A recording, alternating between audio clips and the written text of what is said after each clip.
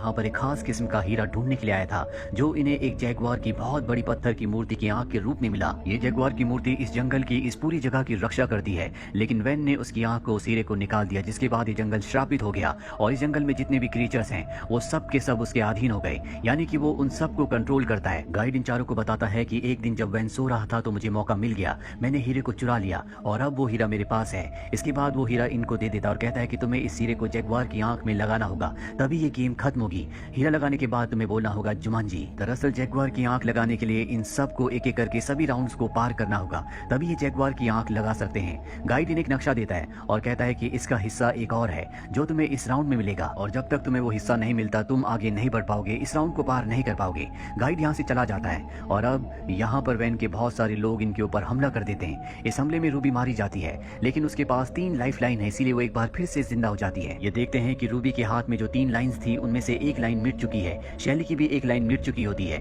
ये समझ जाते हैं कि इनके पास 3 मौके हैं, अगर इन्होंने 3 मौके खो दिए तो ये इस गेम में मारे जाएंगे। अभी सब के सब झरने से कूदकर वैन के लोगों से बच जाते हैं। रास्ते में स्पेंसर जो कि ब्रेवस्टोन है, साथ ही फ्रेड जो कि मोज है, इन दोनों के बीच में आर्गुमेंट्स हो जाते हैं और यहाँ पर फ्रेड यानी कि मोज ब्रेवस्टोन यानी कि स्पेंसर को ऊपर से नीचे धक्का दे देता है, जिससे उसकी मृत्यु हो जाती है। पर अगले पल वो ऊपर से दोबारा आ जाता है, यानी कि उसकी भी एक लाइफ लाइन अब खत्म हो चुकी है। ये सब फैसला करते हैं कि आपस में नहीं लड़ेंगे बल्कि एक दूसरे का साथ देंगे, क्योंकि इन्हें किसी भी कीमत पर इस गेम को खत्म करना है। ये सब के सब यहाँ से आगे बढ़ते हैं और एक गाँव में पहुंचते हैं, जहाँ पर मूज केक खा लेता है जो उसे नहीं खाना चाहिए था। वो उसकी कमजोरी है। केक खाने के बाद उसकी मृत्यु हो जाती है और मूज की भी एक लाइफ लाइन खत्म हो चुकी है। अभी इनके पास एक बच्चा आता है और कहता है वेलकम टू जुमांजी, और इन सबको अपने साथ ले जाता है जहाँ पर एक लकड़ी का बॉक्स है। वो कहता है कि अगर तुमने आंखें झपकाई तो तुम मारे जाओगे। ये एक तरह की पहेली है जिसे इन्हें सुलझाना होगा। ब्रेवस्टोन उस बॉक्स के पास जाता है, उसके ढक्कन को खोलता है, अंदर से ब्लैक मांबा निकलता है जो कि बहुत ही जहरीला सांप है। मोस कहता है कि अगर इसने तुम्हें काट लिया तो 1 सेकंड में तुम्हारी मृत्यु हो जाएगी। इसके अंदर शायद वो नक्शे का दूसरा हिस्सा है जो हमें चाहिए, लेकिन इसके लिए हमें इससे नजर मिलानी होगी। अब सांप इनके ऊपर हमला कर देता है, लेकिन मोस उसके दांत निकाल देता है, क्योंकि अगर वो किसी को काटेगा भी तो किसी को जहर नहीं फैलेगा। और अभी उस बॉक्स के अंदर देखते हैं जिसमें एक कागज होता है। उस कागज को खोलने के बाद उसके अंदर हाथी की छोटी सी मूर्ति होती है। कागज में लिखा होता है कि जैसे ही तुम हाथी को देखो तो चढ़ाई करना शुरू कर देना। ये समझ जाते हैं कि नक्शे का दूसरा हिस्सा ये नहीं है, इन्हें अभी भी उसे तलाश करना होगा। अब जब ये बाहर आते हैं तो वैन के लोग इनके ऊपर हमला कर देते हैं। वैन भी यहाँ पर आ जाता है, पर इससे पहले कि इन सबको पकड़कर यहाँ से ले जाया जाता है, यहाँ पर एक आदमी आता है जो इन सबको निकालकर एक खुफिया रास्ते से इस जगह से ले जाता है। जल्दी इन्हें पता चल जाता है कि ये और कोई नहीं बल्कि एलेक्स है, जो आज से 21 साल पहले इस गेम के अंदर सबसे पहले आया था। उसकी 2 लाइफ लाइन पहले ही खत्म हो चुकी है और अब उसके पास सिर्फ 1 लाइफ लाइन है। अगर वो मारा गया तो सच में मारा जाएगा। इन चारों को ये भी पता चलता है कि नक्शे का जो दूसरा हिस्सा था वो कोई कागज का टुकड़ा नहीं बल्कि एलेक्स था, जो कि अब इन्हें मिल चुका है। ये एलेक्स को विश्वास दिलाते हैं कि ये सब उसे मिलकर बचाएंगे और इस गेम को खत्म करेंगे ताकि सब के सब अपने घर वापस पहुंच जाएं। लेकिन इस घाटी को पार करने के लिए इन्हें एक गाड़ी चाहिए। गाड़ी जहां पर होती है वहां पर बहुत सारे गार्ड्स भी हैं। इन्हें सबसे पहले उनका ध्यान भटकाकर गाड़ी को हासिल करना होगा। अब इनके साथ जो रूबी होती है वो गार्ड्स का ध्यान भटकाने के लिए जाती है और पीछे से सब के सब उस जगह पहुंच जाते हैं जहां पर गाड़ियां हैं। यहाँ पर हेलीकॉप्टर भी है। ये इस जगह से निकलने के लिए हेलीकॉप्टर चूज करते हैं। रूबी भी अपनी डांसिंग स्किल के साथ साथ फाइटिंग स्किल को भी यूज करके उन गार्ड्स पर हमला करके हेलीकॉप्टर तक पहुंच जाती है। पर जब सब के सब हेलीकॉप्टर से यहाँ से निकल रहे होते हैं तो वैन के कुछ और गार्ड्स आ जाते हैं जो इनके हेलीकॉप्टर के ऊपर हमला करते हैं, जिससे इनका हेलीकॉप्टर क्रैश होकर एक घाटी, एक खाई में गिर जाता है। वहाँ पर बहुत सारे गेंडे होते हैं जो इनके हेलीकॉप्टर का पीछा करते हैं, जो जल्दी इनके हेलीकॉप्टर तक पहुंच जाएंगे।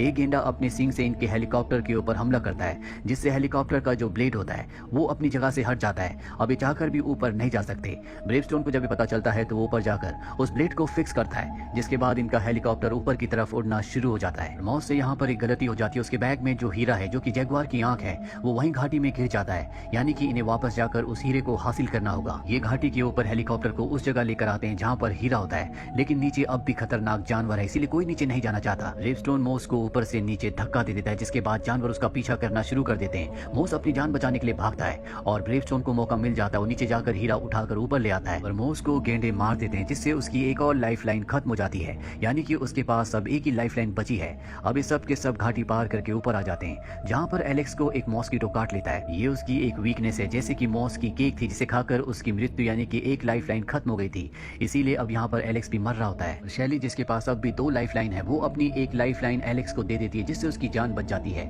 यहाँ पर जो ब्रेवस्टोन है वो मार्था को प्रपोज करता है। वो बताता है कि जब हम 7th स्टैंडर्ड में थे तब मैंने तुम्हें पहली बार देखा था और तब से मैं तुमसे प्यार करता हूँ। अब यहाँ पर मार्था भी उसे पसंद करने लगी है, क्योंकि वो असली दुनिया में एक बहुत ही डरपोक लड़का था, लेकिन इंटेलिजेंट था। पर यहाँ पर वो इंटेलिजेंट भी है और एक बहादुर इंसान भी, इसीलिए मार्था उसकी प्रपोजल को एक्सेप्ट कर लेती है।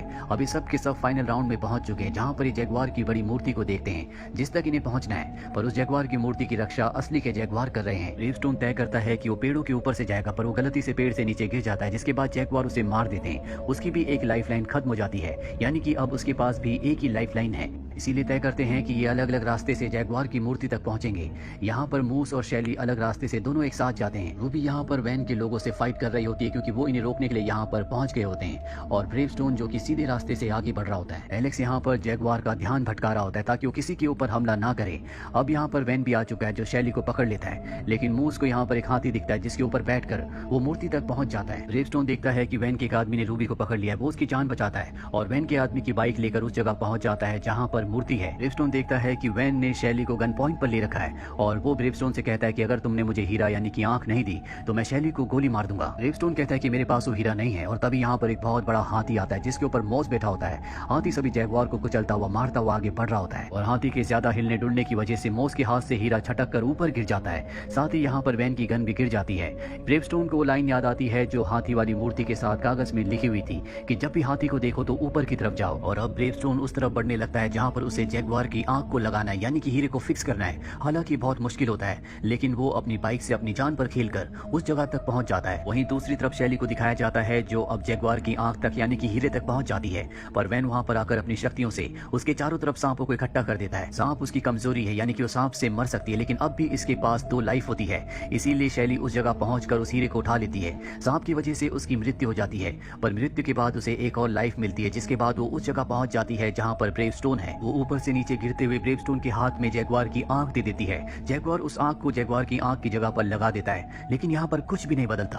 और तभी सबको याद आता है कि आंख लगाने के बाद इन सबको जुमांजी कहना है। अभी ये गेम खत्म होगी। अभी सब के सब एक साथ मिलकर जुमांजी कहते हैं, और जुमांजी कहते ही यहाँ पर जंगल पहले की तरह हरा भरा हो जाता है। साथ ही वैन भी यहाँ से गायब हो जाता है। भी यहाँ पर वो गाइड आता है जिसने इन्हें जैगुआर की आंख यानी कि हीरा दिया था। वो इन सब का शुक्रिया अदा करता और कहता है कि तुमने हमारे जंगल को यानी कि जुमांजी को श्राप मुक्त कर दिया। वो पहले की तरह हरा भरा हो गया। वो एक एक करके सबसे हाथ मिलाता है, और जैसे वो हाथ मिलाता है सब के सब वहीं वापस आ जाते हैं जहाँ से इन्होंने गेम शुरू की थी। लेकिन ये चारों ये देखकर हैरान होते हैं कि एलेक्स इनके साथ यहाँ पर नहीं आया। ये सब के सब यहाँ से निकल जाते हैं, और रास्ते में जब ये एलेक्स के घर के आगे से गुजरते हैं जिसे फ्रीक हाउस कहा जाता था, जो पूरी तरह से अबेंडन था, अब वो एक खूबसूरत घर होता है। और तभी एलेक्स अंदर से निकलता हुआ बताता है कि जुमांजी गेम ने मुझे वापस मेरे वक्त में भेज दिया था, यानी कि 1996 में जब मैंने उस गेम को खेला था और उस गेम की दुनिया में चला गया था। उसके बाद मैंने शादी की, मैंने एक अच्छी जिंदगी जी। आज मेरा एक बेटा और एक बेटी है। मैंने अपनी बेटी का नाम शैली यानी कि बेथनी रखा है, क्योंकि बेथनी ने ही मुझे अपनी पावर अपनी लाइफ देकर जिंदा किया था। ये चारों के चारों जो पहले कभी अच्छे दोस्त नहीं हुआ करते थे, अभी सब के सब अच्छे दोस्त हैं। स्पेंसर जिसका गेम में नाम ब्रेवस्टोन था,